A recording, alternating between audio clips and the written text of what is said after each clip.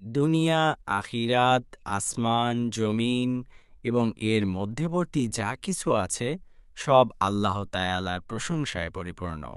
জগতের সকল বস্তু তার প্রশংসায় লিপ্ত। সকল সৃষ্টি তার প্রশংসায় আত্মপ্রকাশ করে এবং সব কিছু তার প্রশংসার উপর প্রতিষ্ঠিত। প্রত্যেকটি জিনিস অস্তিত্বে আসে এবং অস্তিত্ব হয় তার প্রশংসা দ্বারা। সুতরাং তার প্রশংসায় সকল সৃষ্টির লক্ষ্য ও উদ্দেশ্য। সকল বস্তু তার প্রশংসার সাক্ষী।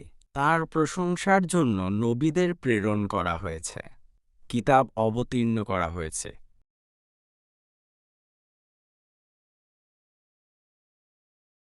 তার প্রশংসাকারীদের জন্যই জান্নাতকে সুসজ্জিত করা হয়েছে, আর প্রশংসা বর্জনকারীদের জন্যই জাহান্নামকে প্রজ্বলিত করা হয়েছে।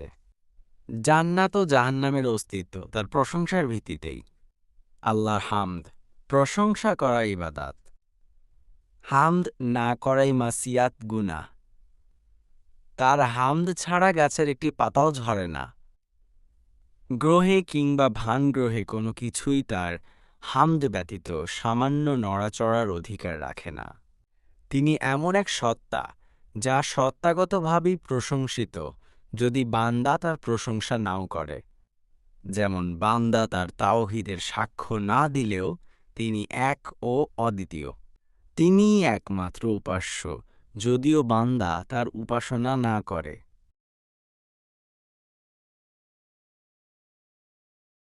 তিনি তো এমন পবিত্র সত্তা, যিনি প্রশংসাকারীদের জবান দিয়ে নিজের প্রশংসা আদায় করে নেন। যেমনটি রাসূল সা বলেছেন, নিশ্চয় আল্লাহ তার নবীর জবানে বলিয়েছেন, সামিয়াল্লাহু লিমান হামিদাহ, অর্থাৎ যে ব্যক্তি আল্লাহর প্রশংসা করে তিনি তার কথা শুনেন। পরোক্ষভাবে এমনটিও বলা যায় যে বান্দার জবানে মূলত তিনি নিজেই নিজের প্রশংসাকারী, কারণ তিনি বান্দার অন্তরে ও মুখে তার স্তুতি জারি করে দিয়েছেন। সুতরাং সকল প্রশংসা তার জন্য, সকল রাজত্বও তারই জন্য, যাবতীয় কল্যাণ তার হাতে, সবকিছুর প্রত্যাবর্তনও তার দিকে, প্রকাশ্যে কিংবা অপ্রকাশ্যে। এতক্ষণ যা বলা হলো তা হামদের সামান্য এক ব্যাখ্যা।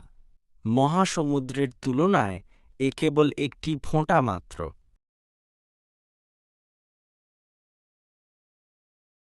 যদি কোনো নেয়ামত প্রাপ্তির পর বান্দা তার প্রশংসা করে, তখন এ প্রশংসা করার ক্ষমতাপ্রাপ্ত হওয়া আরেক প্রশংসার দাবি রাখে, তার কৃতজ্ঞতাস্বরূপ আরেক প্রশংসা, এবং তার জন্য আবার প্রশংসা ডট ডট, এভাবে চলতেই থাকবে।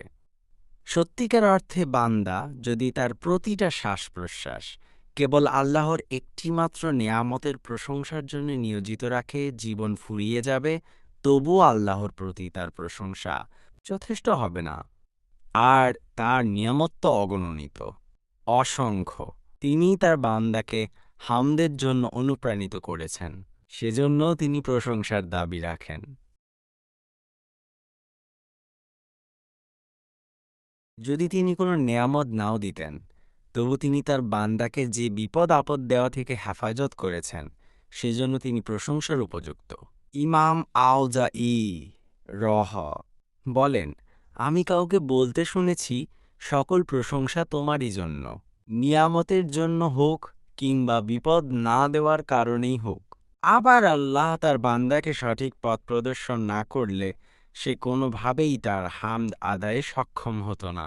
আল্লাহ তাআলা অনুগ্রহ করে বান্দার অন্তরে হামদ প্রক্ষেপণ করেছেন, সুতরাং তিনি এর জন্যও প্রশংসিত, কেননা তিনি তার বান্দার জিহ্বা ও অন্তরে জারি করেছেন।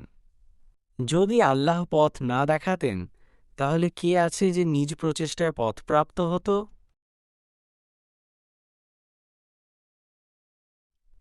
বান্দার জন্য আবশ্যক হল সর্বাবস্থায় আল্লাহর প্রতি কৃতজ্ঞ থাকা এবং তার প্রশংসা করা। সুখে থাকুক কিংবা দুঃখে সকল মাখলুক তার প্রতি কৃতজ্ঞ থাকবে, চাই সে নেককার হোক বা পাপী, সম্মানিত হোক বা অপমানিত। আল্লাহর তাআলা সর্বাবস্থায় তার প্রশংসার উপযুক্ত। যদিও তার কর্মের নেপথ্য কারণ আমাদের অন্তর্দৃষ্টির বাইরে। সুতরাং যে আল্লাহর যত নিকটবর্তী হবে তার কৃতজ্ঞতা প্রকাশও ততই আন্তরিক হয়ে উঠবে। আলহামদুলিল্লাহ, এটি আল্লাহর পক্ষ থেকে তার বান্দার অন্তরে ঐশী অনুপ্রেরণা।